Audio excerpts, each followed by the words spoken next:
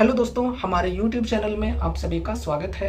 तो दोस्तों, इस वीडियो में हम KPI ग्रीन एनर्जी स्टॉक को डिस्कस करने वाले हैं। काफ़ी सारे इंपॉर्टेंट टॉपिक्स को अभी हम कवर करेंगे। फर्स्ट ऑफ ऑल, रिजल्ट्स की बात की जाए तो कल कंपनी की Q2 रिजल्ट्स आउट हुई थी।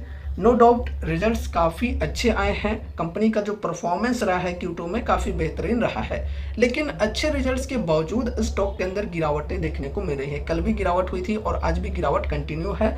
अभी जब मैं वीडियो बना रहा हूँ तब तकरीबन 3.5% की गिरावट चल रही है। तो ये गिरावट के पीछे रीजंस क्या हैं ये समझेंगे।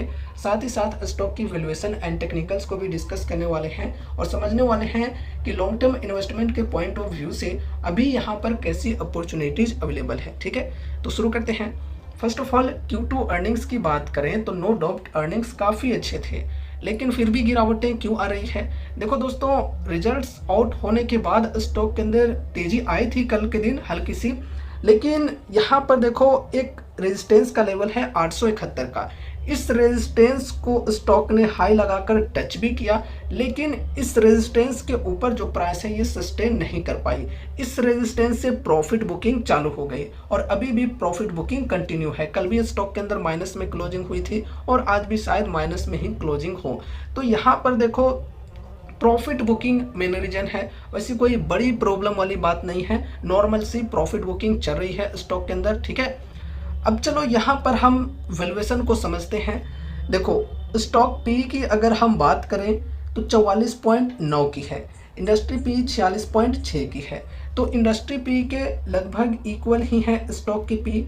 इसे हम बहुत ही ज़्यादा एक्सपेंसिव वैल्यूएशन नहीं कह सकते हैं और ना ही बहुत ही ज़्यादा सस्ती वैल्यूएशन कह सकते हैं। इसे हम फेयर मानकर चल सकते हैं। ठीक है, एंड उसके बाद यहाँ पर अगर हम पीई रेशियो की बात करें तो 0.44 की पीई रेशियो है, जो कि काफ़ी अच्छा माना जाता है। पीई रेशियो के अकॉर्डिंग अगर हम कहें तो स्टॉक अंडर वैल्यूड है। ठीक है, तो वैल्यूएशन की ओवरऑल बात करें तो वैल्यूएशन चलो ठीक है। एंड एक चीज़ मैं इस स्टॉक के अंदर काफ़ी पहले से नोटिस करते आ रहा हूँ कि ये जो स्टॉक है इसकी पी इंडस्ट्री पी के लगभग इक्वल ही होती है। तो काफ़ी बेहतरीन तरीके से इनकी जो पी है ये मेंटेन रहती है, इनकी जो वैल्यूएशन है ये मेंटेन रहती है। ठीक है, तो वैल्यूएशन को लेकर ओवरऑल बात करें तो प्रॉब्लम वाली बात यहाँ पर नहीं है, वैल्यूएशन चलो ठीक है। अभी यहाँ पर हम डिस्काउंट की बात करें तो 52 एक हाई के लेवल से तकरीबन करंट प्राइस तक की बात करें तो 30% की डिस्काउंट अवेलेबल है। डिस्काउंट तो ओवरऑल चलो ठीक है। तो क्या यहाँ पर अभी हमें बाइंग करनी चाहिए? तो देखो, पहले थोड़ा टेक्निकल्स को समझ लो। यहाँ पर देखो एक सपोर्ट की लेवल है जो कि है 800 की।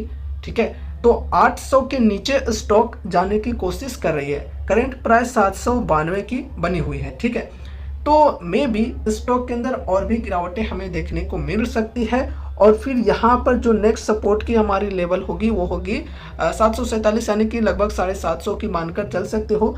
एंड फिर है यहाँ पर 720 की। तो ज़्यादा बेहतर होगा अगर 750 का जो सपोर्ट है यहाँ से बाइंग शुरू की जाए। अगर कोई बाइंग के लिए इच्छुक है तो मैं कह रहा हूँ, ठीक है, कोई जोर ज़बरदस्ती नहीं है। यहाँ पर अगर इन्वेस्टमेंट की शुरुआत करना चाहते हो तो उनके लिए ये लेवल्स ठीक हो सकते हैं। ठीक है, लेकिन हाँ, बल्क में बाइंग के लिए बिल्कुल भी नहीं। SIPs की शुरुआत करने के लिए यहाँ पर डिस्काउंट अभी भी ठीक मिल रहा है।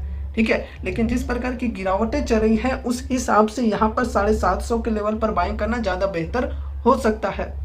लेकिन हाँ, चाहे अभी आप लोग बाइंग करो या फिर 750 के लेवल पर बाइंग करो, आपको ये ध्यान में रखकर जरूर से चलना है कि SIPs के साथ ही चलना है। एक छोटी सी अमाउंट के साथ यहाँ पर फर्स्ट इंस्टॉलमेंट लगाना है। एंड फिर अगर गिरावटें यहाँ पर कंटिन्यू रहती है तो हर 5 से 10% की डिप पर ऐड ऑन करके चल सकते हो। कंपनी बढ़िया है, लॉन्ग टर्म का अगर आपका विजन है तो मैं कह रहा हूँ। ठीक है, शॉर्ट टर्म के लिए अभी कुछ भी नहीं कहा जा सकता। लेकिन हाँ, एक चीज़ और ध्यान में रखकर चलना है कि ऐसा ना हो कि अगर आपको कंपनी के ऊपर भरोसा है और विजन है लॉन्ग टर्म का तो आपने अपनी पूरी जमा पूंजी यहाँ पर लगा दी है इस स्टॉक के अंदर। तो इस गलती को करने से बचना है।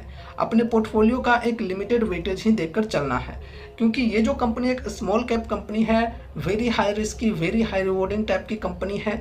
तो उसी हिसाब से यहाँ पर अमाउंट्स लगाने चाहिए एंड उतने ही अमाउंट्स लगाने चाहिए जितना कि आप रिस्क लेने को तैयार हो। ठीक है, और बाकी देखो, ये कोई कॉल टिप या रिकमेंडेशंस नहीं है, मैंने आपको शुरू में ही डिस्क्लेमर दे दिया था। तो इस वीडियो को देखने के बाद अगर आपको कुछ भी इंटरेस्ट लगता है तो फिर आपको खुद की भी स्टडी, खुद की भी एनालिसिस करनी है, या फिर अगर आपके फाइनेंशियल एडवाइजर्स हैं तो उनसे एक बार कंसल्ट जरूर से करना है कोई भी डिसीजंस लेने से पहले। एंड देखो, यहाँ पर पर्सनली अगर मैं अपनी बताऊँ तो मैं खुद एक इन्वेस्टर हूँ। मैंने केपीआई ग्रीन एनर्जी स्टॉक के अंदर इन्वेस्टमेंट कर रखा है। तो ऐसा भी हो सकता है कि मैं बायस होकर यहाँ पर अच्छी अच्छी चीज़ें बता रहा हूँ, इसलिए आपको अपने तरफ से भी स्टडी करनी जरूरी है। ठीक है, तो दोस्तों ये रही हमारी आज की video KPI green energy stock से रिलेटेड। उम्मीद है कि इस वीडियो के माध्यम से आपको कुछ यूजफुल इन्फॉर्मेशन मिले होंगे। तो वीडियो को लाइक करके चैनल को सब्सक्राइब कर देना और मिलते हैं अगले नए वीडियोज़ के साथ। तब तक के लिए बाय बाय।